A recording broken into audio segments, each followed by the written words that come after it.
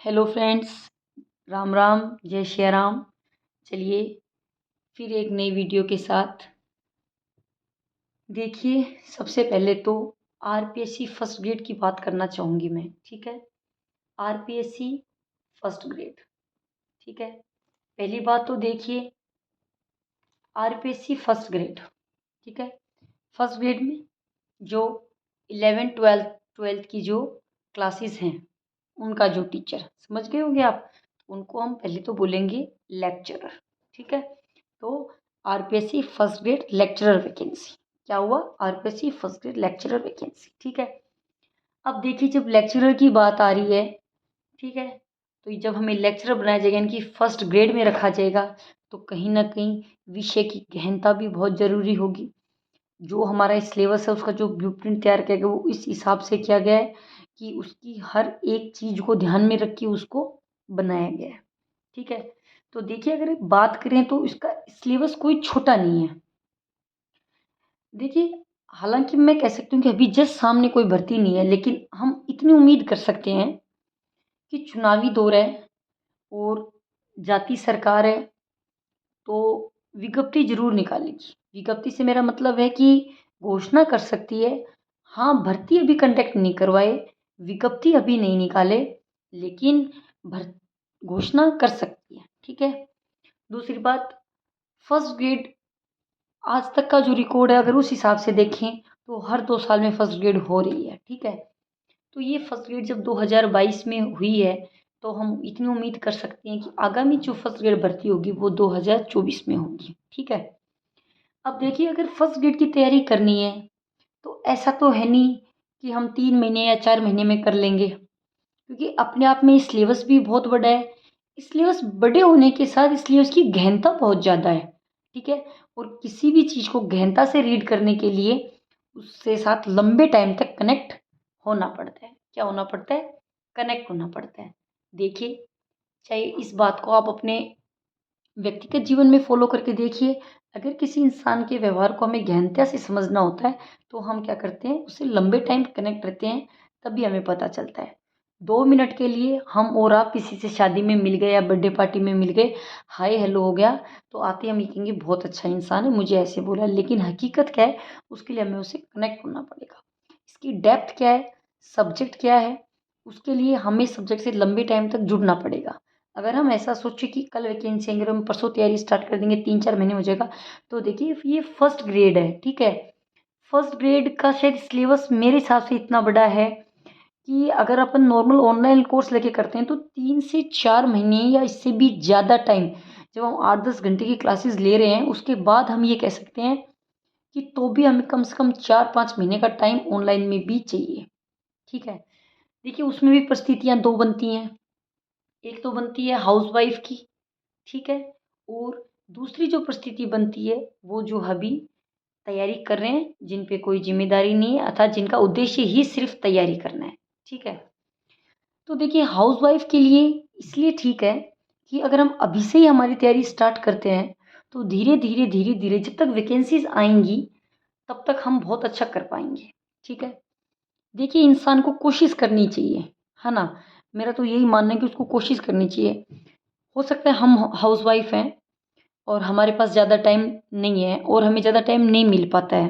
ठीक है, तो अगर हम अभी से हमारी तैयारी स्टार्ट करते हैं तो जब तक एग्ज़ाम कंडक्ट होता है तब तक हम हमारा अच्छा बेस तैयार कर चुके होंगे।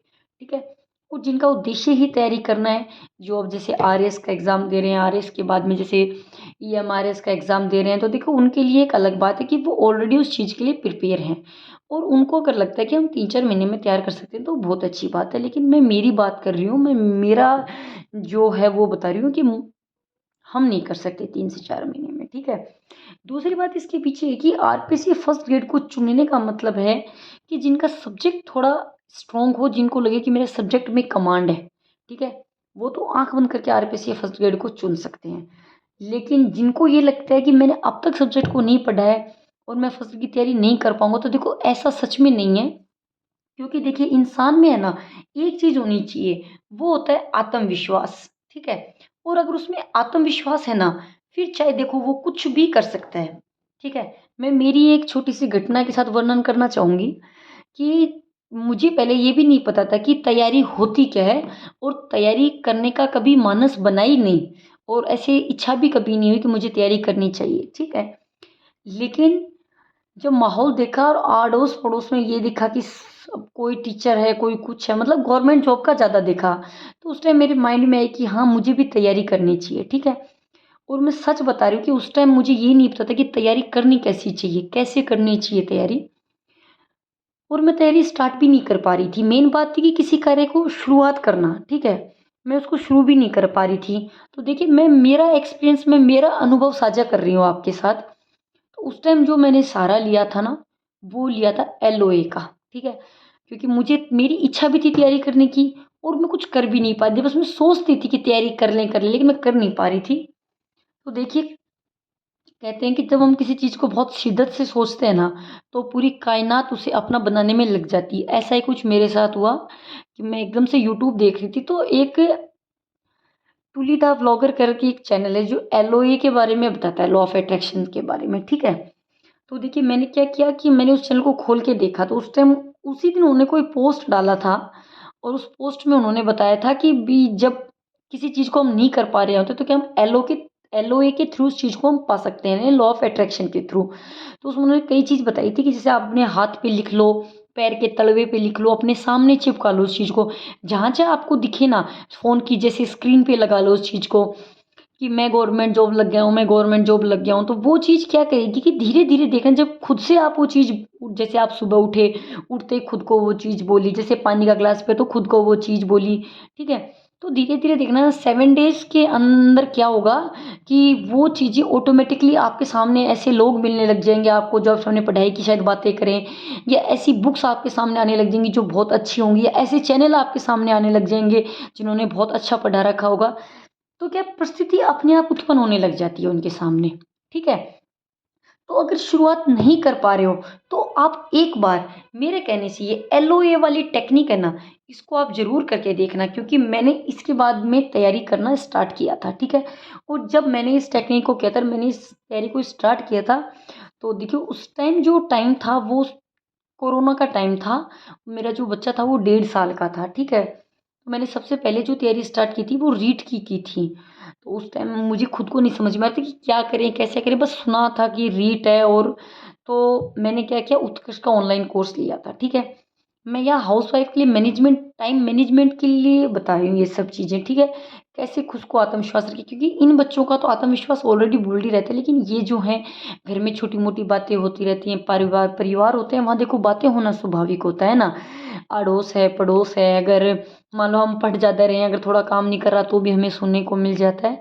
तो देखिए फ्रेंड्स, इन चीज़ों को थोड़ा-थोड़ा इग्नोर करके ही हम ऊपर उठ सकते हैं, ये तो देखिए चीज़ें चलती रहेंगी, ठीक है? तो मैं क्या करती थी, सुबह 4 से लेके और 8 बजे तक मैं मेरी क्लास लेती थी, 4 क्लास, ठीक है? तो ऐसे करके मैंने ढाई से 3 महीने के अंदर मैंने उत्कर्ष वाला कोर्स पूरा किया था, और तो फिर मैंने इस पेपर को निकाला भी बहुत अच्छे नंबर से था, लेकिन ये एग्ज़ाम कैंसल हो गया था, ठीक है? तो यहाँ बात हुई खुद को मोटिवेट रखने की, तो हम खुद को जो मोटिवेट रखने के लिए हमारी परिस्थितियाँ बहुत हैं, दूसरों से हमें मोटिवेट कभी नहीं होना, क्योंकि दूसरे हमें कितने दिन मोटिवेट कर देंगे।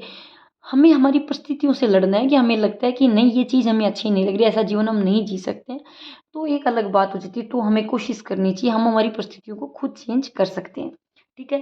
तो जो मोटिवेशन है वो हमारे अंदर से आना चाहिए, हमें बाहर लोगों से नहीं मिलना चाहिए, ठीक है? कॉन्फिडेंट फुल होना चाहिए कि हाँ, अगर मैं फर्स्ट ग्रेड कर रही हूँ तो मैं यही करूँगी, इस बार में सिलेक्शन नहीं होगा, अगली बार में हो जाएगा, कोई बात नहीं, पढ़ा हुआ कभी व्यर्थ नहीं जाएगा। ये देखना कि पढ़ा हुआ कभी भी खराब नहीं जाता। मान लो आज हम फर्स्ट ग्रेड की ज्योग्राफी करें, ठीक है? तो लो कुछ बच्चे होंगे, मैम फर्स्ट ग्रेड की तो कोई वैकेंसी नहीं, फिर हम क्यों करें? तो आप एक चीज़ दिमाग मान के चलिए कि हम पहले ऐसा कर लेते हैं कि मान लो अपने सामने अभी वैकेंसी नहीं है, लेकिन अपने सामने ईएमआरएस तो है, ठीक है? बाकी केवीएस है, एनवीएस है, ये सब फर्स्ट ग्रेड की वैकेंसी निकालता रहता है, ठीक है? और यहाँ अपन को सीटेट भी नहीं चाहिए, ठीक है? तो हम ऐसा करते हैं कि पहले जैसे इंडिया और जो भूगोल का मतलब इंडिया और विश्व का जो भूगोल है, हम उसको पहले तैयार कर लेते हैं, ठीक है? हम जब उसको बहुत अच्छा तैयार कर लेंगे, तो अगर ये वैकेंसी बीच में हमारे कहीं भी आती है, क्योंकि देखो सेंट्रल गवर्नमेंट की जॉब की एक बात अच्छी है कि वो रेगुलर वैकेंसी चाहे कम पदों पर निकालो, लेकिन निकालते रहते हैं। आरपीएससी का फिक्स है कि एक बार वैकेंसी आ गई तो फिर 2 साल से पहले कोई वैकेंसी नहीं आती, ठीक है? और इतने में क्या होता है कि हम जो पीछे चीज़ें पढ़ते हैं उनको सबको भूल जाते हैं ना। खैर भूलना भी चाहिए, अच्छी बात है, बहुत अच्छी बात है, भूलना चाहिए इंसान को। भूलने की प्रवृत्ति अगर इंसान में नहीं होगी ना तो इंसान कभी आगे बढ़ ही नहीं पाएगा, ठीक है? कैसे भी देख लीजिए, हमारे अगर परिवार में, अड़ोस-पड़ोस में कोई आकस्मिक घटना हो जाती है, तो जब तक इंसान उस चीज़ को नहीं भूलता वो आगे नहीं बढ़ पाता है। सब उसको कहते हैं बस अब जो हो गया उसको भूलो, आगे बढ़ो। तो और मानवीय स्वभाव होता भी है कि इंसान धीरे-धीरे चीज़ों को भूल जाता है, ठीक है? तो ख़ैर 2 साल बाद में बच्चा उसी स्टेज पे आके वापस खड़ा हो जाता है जहाँ पे वो पहले था, ठीक है? अब ठीक है? और उस दौरान एक बात और अच्छी है, इस दौरान अगर मान लो दिसंबर में हमारा नेट आता है, तो हम नेट को क्वालीफ़ाई कर सकते हैं, ठीक है? तो आप ये मत कभी भी दिमाग में मत डालिए कि जो बच्चे लंबी तैयारी कर रहे हैं उनका सिलेक्शन होगा, हमारा कहाँ से होगा। नहीं, बिल्कुल गलत बात है। देखिए 2 साल बाद में वो भी हमारी ही स्टेज पे आ जाएँगे, ठीक है?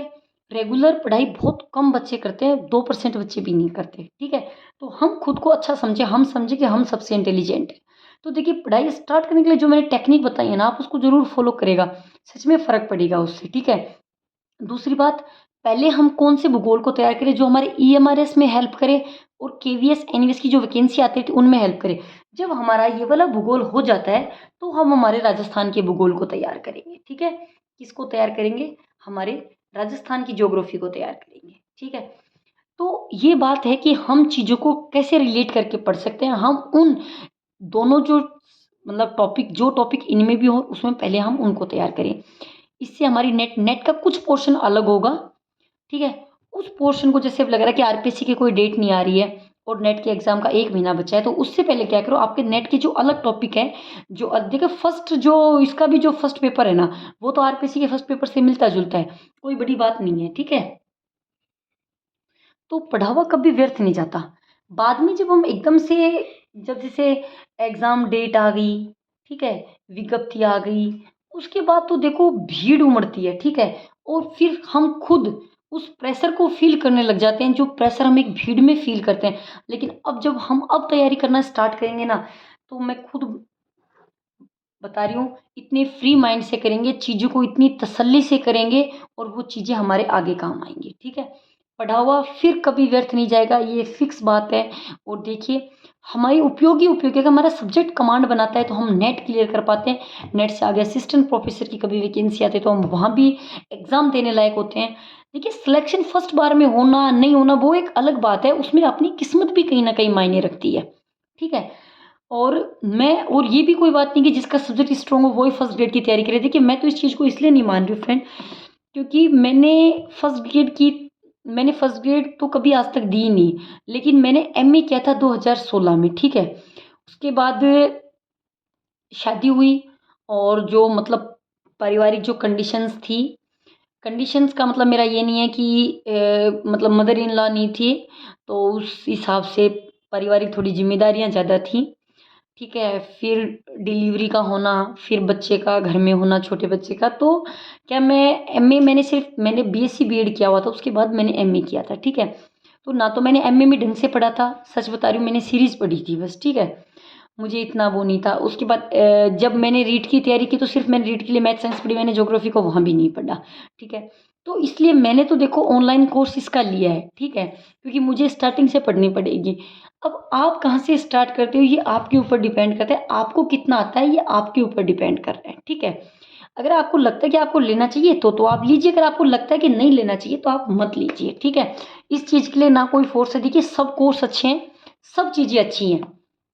कोई टीचर बुरा नहीं होता, सब टीचर अच्छे होते हैं और अच्छा ही पढ़ाते हैं। तो ये आपके ऊपर डिपेंड करती है कि ऑनलाइन कोर्स आप लो या नहीं लो। अगर आपको सब्जेक्ट अच्छा आता है, पहले आपने सब्जेक्ट को अच्छा पढ़ा हुआ है, तो आपके जो पुराने नोट्स हैं उनको रिवाइज़ करो, कोई दिक्कत नहीं है। और जो बिगिनर हैं जिनको लग रहा है कि नहीं मुझे जैसे मैं मेरी ज्योग्राफी ज़ीरो से स्टार्ट कर रही तो मैंने ऑनलाइन कोर्स लिया है, ठीक है? उसके बाद बात करूँ मैं बुक की, तो देखिए फ्रेंड्स, बुक सब अच्छी होती हैं, ठीक है? जिस टीचर ने बुक लिखी है उसको ज्ञान है तभी उसने बुक लिखी है। बात जो फ़र्क जो पड़ता है ना, वो हमारी शैली पे पड़ता है कि हम उस भाषा को समझ पा रहे हैं या नहीं पा रहे हैं, उस बुक की लैंग्वेज को समझ पा रहे हैं, नहीं समझ पा रहे हैं। दूसरी बात जो मैटर करती है, वो करती है कि देखिए, आप एक बुक को 1000 बार पढ़ लो और 1000 बुक को एक एक बार पढ़ लो, ठीक है। सारी बुक अच्छी होती है, लगभग सभी बुकों में 80% सेम होता है, ठीक है। सारा रोड़ा फंसता है तो इस 20% का। देखिए अब इस 20% को हम कवर कैसे करें, तो देखिए 20% को कवर करने के अपने पास बहुत तरीके होते हैं। पहली बात, मान लो 80% हमने इस बुक से कर लिया, ठीक है। उसके बाद हमने एमसीक्यू दिए। एमसीक्यू जब हमने दिए तो हमें लगा कि कुछ क्वेश्चंस हमारी बुक में नहीं थे, तो उसी टाइम हमने क्या किया, उस बुक को अंडरलाइन किया और उस बुक के ऊपर किया। जब हम नेक्स्ट टाइम टेस्ट दें तो हम किसी दूसरे टीचर का दें, तो उस टाइम जो 3-4 क्वेश्चन होंगे वो और हमारे पास नए निकल के आ जाएंगे। तो हम उन चीज़ों को एक पेज अपनी बुक में स्टेपलर कर लें और उस पर लिखते जाएं। तो ऐसे क्या होगा कि हमारे पास एक बहुत अच्छा मैटर तैयार हो जाएगा, ठीक है। तो ये तो है एक टॉपिक को एक बार में तैयार करने की बात। जब हम दोबारा टॉपिक को पढ़ा रहे हैं तो इस टाइम हम हमारे क्या स्टार्ट कर देंगे, हमारे शॉर्ट नोट्स उतारना तैयार कर देंगे, ठीक है। क्योंकि बड़ा ही सिलेबस है, बार बार इतना रिवीजन नहीं होगा। शॉर्ट नोट्स से मतलब है कि जब हम 2 दिन या 3 दिन क्लास लेके एक दिन क्या करें, हम हमारे शॉर्ट नोट्स का रिवीजन कर ले, 15 से 20 मिनट में हो जाएगा, ठीक है। तो ये तो है हमारा रिवीजन का तरीका, ये है हमारे किसी भी टॉपिक को 100% क्लियर करने का तरीका, ठीक है। 80% या 20 हमने एमसीक्यू से कर लिया। एमसीक्यू क्यों नेसेसरी है, लैंग्वेज की जो क्वेश्चंस होते हैं उसकी भाषा शैली को समझने के लिए जरूरी है। दूसरी बात, बोर्ड क्वेश्चन कैसे देता है, कई बार हम किसी चीज़ को सीरियल से याद कर लेते हैं, लेकिन वो क्वेश्चन कैसे दे रहा है टीचर, जब तक पेपर नहीं देखेंगे प्रीवियस ईयर पेपर, तो हमें पता नहीं लग पाएगा कि हमें कैसे करनी चाहिए। बुक की बात ये है, देखिए सारी बुक्स अच्छी होती हैं, ठीक है। जो आपको सूटेबल लगे वो बुक आप लो। जिस बुक को पढ़ के आपको ऐसे लगे कि हाँ मुझे इसकी लैंग्वेज समझ में आ रही है। देखिए कुछ बुक की लैंग्वेज थोड़ी सी टफ होती है, वो कभी कभार समझ में नहीं आती है, ठीक है। शॉर्ट नोट्स आप कैसे बनाते हो मुझे पता नहीं, लेकिन मैं मेरे शॉर्ट नोट्स जो मैंने रीड के एग्जाम साइंस के बनाए थे वो मैं एक बार आपको दिखा रही हूँ ना। ये इतने में बायो और फिजिक्स, मैंने इतने से पेजों में बायो और फिजिक्स दोनों के शॉर्ट नोट्स बना रखे हैं, ठीक है। ये देखिए, आप बता देती हूँ मैं आपको, एक कंकाल वाला चैप्टर है, उसके पाचन तंत्र, जनन। देखिए शॉर्ट नोट्स में हमें दूसरों को दिखाने के लिए नहीं बनाने, हमें वैसे ही बनाने जैसे हमें याद रह सकते हैं और हम समझ सकते हैं चीज़ को।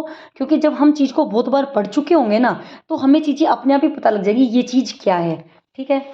जैसे ये प्रीवियस ईयर के जो क्वेश्चन हैं वो, ये देखिए आप उत्सर्जन तंत्र, ठीक है। ये 8 पेज में पूरा उत्सर्जन तंत्र है।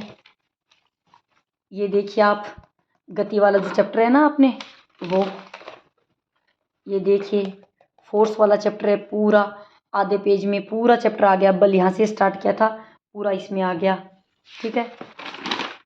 ये देखिए जैव विविधता आ गई, श्वसन तंत्र आ गया, ये वो परानुकंपी वो ब्रेन वाला चैप्टर था ना तंत्रिका तंत्र साइंस में, वो आ गया। नर्वस सिस्टम आ गया, ठीक है। बीजी वाला चैप्टर आ गया। तो आप अपने अपने हिसाब से देखो कर सकते हैं, ठीक है। सबका तरीका अलग अलग होता है, सब अलग अलग तरीके से बनाते हैं। आप कैसे बनाते हो ये आपके ऊपर डिपेंड करता है, और बनाने चाहिए, मैं ये मानती हूँ, इससे बहुत हेल्प मिलती है एग्जाम में, ठीक है। क्योंकि लास्ट टाइम हमारे पास रिवीजन के लिए इतना टाइम नहीं होता, और देखो रिवीजन तो हमें करना पड़ेगा, किसी चीज़ को रेगुलर करने के लिए हमें रिवीजन करना पड़ेगा। तो मैंने मेरे नोट्स ऐसे बनाए थे, ठीक है। तैयारी स्टार्ट कर दें, आज से ही कर दें, अभी से ही कर दें, ठीक है। बेस्ट बुक, सब बुक्स बेस्ट होती हैं, सब बुक अच्छी होती हैं। और देखिए बस चीज़ों को पढ़ने का तरीका आना चाहिए। पहले देखो हमें भी कुछ नहीं पता था, और आज भी देखिए कभी आप लोगों से कुछ सुनेंगे, कभी किसी टीचर से कुछ सुनते हैं, कभी कुछ अनुभव करते हैं, उन चीज़ों के आधार पर ये चीज़ निकाल पाएंगे। देखिए सब बुक्स अच्छी होती हैं, ठीक है। क्योंकि मैंने रीड के एग्ज़ाम में कोई स्पेशल गाइड नहीं ली, सच बता रही हूँ, कोई गाइड नहीं ली। मैंने उत्कर्ष के जो नोट्स उतारे थे साइंस के, मैंने वहीं से पढ़ी थी। मैथ्स भी मैंने उत्कर्ष से पढ़ी थी, और हिंदी और इंग्लिश भी मैंने साइक्लो वहीं से पढ़ी थी। भीष्म सोनी सर करके हैं, उनसे पढ़ी थी मैंने इंग्लिश, ठीक है। और मेरे हिंदी मतलब रेट में हिंदी फर्स्ट थी और इंग्लिश सेकंड थी। तो आप इंग्लिश सेकंड का जो सिलेबस है ना, बहुत ही शॉर्ट एंड स्वीट है, बहुत ही प्यारा सा सिलेबस है रीट का। तो चलो रीट की बात हम फिर कभी करेंगे, हम दूसरे वीडियो में करेंगे। आज हम करेंगे आरपीएससी फर्स्ट ग्रेड में ज्योग्राफी की बात, ठीक है। अब ऑनलाइन कोर्स आपको लें या नहीं लें वो आपके ऊपर डिपेंड है, हर बुक अच्छी मैं आपको बताना चाह रही हूँ। अब चलो देखिए, इसमें आपके सामने दो बातें, ठीक है। फर्स्ट पेपर और सेकंड पेपर, ठीक है। तो पहले हम इस फर्स्ट पेपर और सेकंड पेपर का विश्लेषण पूरा समझ पा रहे हैं। First paper, second paper. देखिए फर्स्ट पेपर की बात करूं ना मैं, ठीक है, फर्स्ट पेपर जो हमारा है वो है 75 क्वेश्चंस होंगे इसमें, 150 नंबर के होंगे, ठीक है। एक क्वेश्चन 2 नंबर का होगा और नेगेटिव मार्किंग है बट्टा 3, ठीक है। नेगेटिव मार्किंग का अर्थ आप सब समझ रहे होंगे, ठीक है। इसमें जो पेपर आएगा उसमें क्वालिफाई हमें 40% मार्क्स में चाहिए, ठीक है। और इसमें जो हमारे सब्जेक्ट होंगे वो होंगे history, management, current, political, geography, science, maths, English, Hindi, reasoning, ठीक है।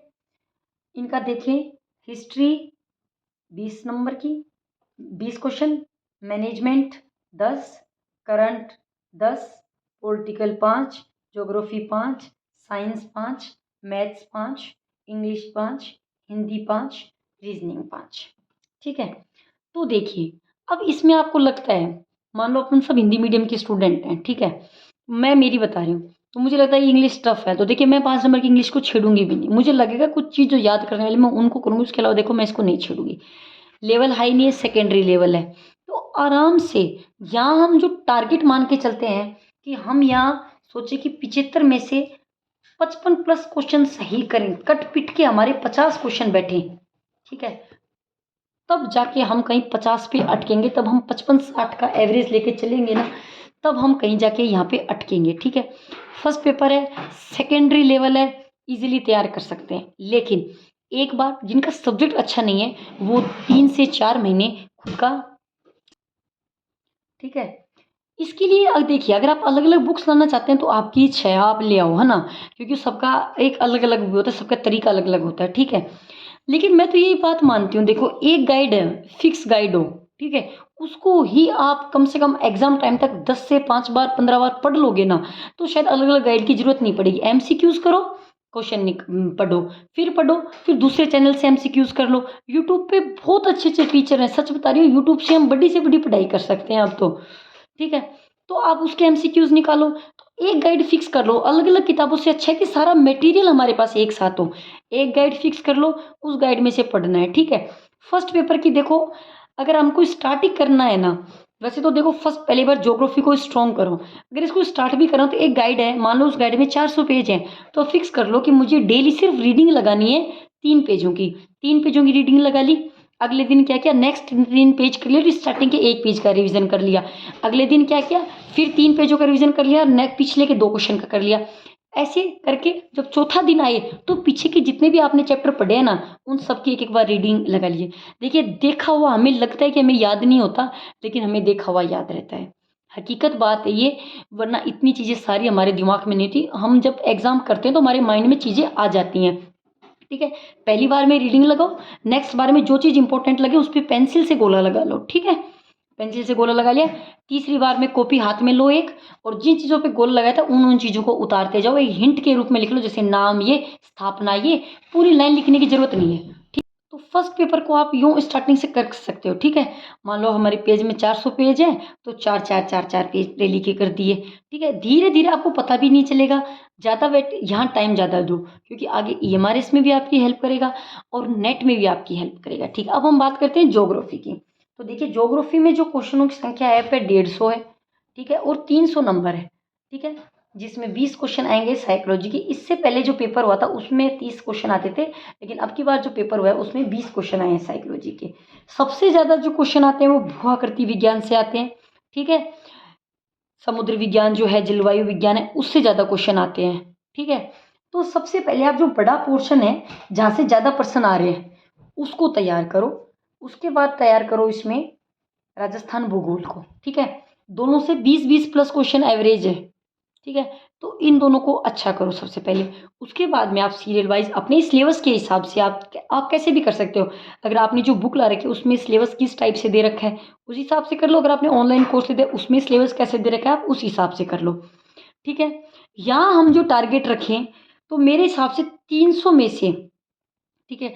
300 नंबर का पेपर हो गया यहाँ पे हो गया, मान लो हम 50 क्वेश्चन सही कर रहे हैं यहाँ पे, तो 100 नंबर यहाँ पे हो गए हमारे पास। यहाँ मान के चलो 150 क्वेश्चन में से हम 102 क्वेश्चन, 110 क्वेश्चन तो हम करें ही करें सही। ठीक है, मतलब यहाँ तक तो हमें टारगेट रखना ही रखना है। देखिए, टारगेट 100% का फर्स्ट ग्रेड है, इसमें नहीं रखा जाएगा, लेकिन हम रख सकते। ठीक है, तो सबसे पहले आप ये माइंड में फिक्स कर लीजिए, ये माइंड में एकदम सेट कर लीजिए 100% कि मुझे फर्स्ट ग्रेड की ही करनी है और मैं कर सकता हूँ। तो ये बात है कि हाँ मैं कर सकता हूँ, मैं ही कर सकता हूँ, नहीं मैं कर सकता हूँ, क्योंकि हर चीज़ की शुरुआत जीरो से होती है और हर चीज़ अगर हम जीरो से पढ़ें तो हम शिखर तक पहुँच सकते हैं। ठीक है। ओके फ्रेंड्स, आज का वीडियो मैं यहीं समाप्त करती हूँ। उम्मीद करती हूँ ये वीडियो आपको पसंद आया होगा। आगामी जो वीडियो आएगा उसमें हम बात करेंगे रीड की। ठीक है, धन्यवाद।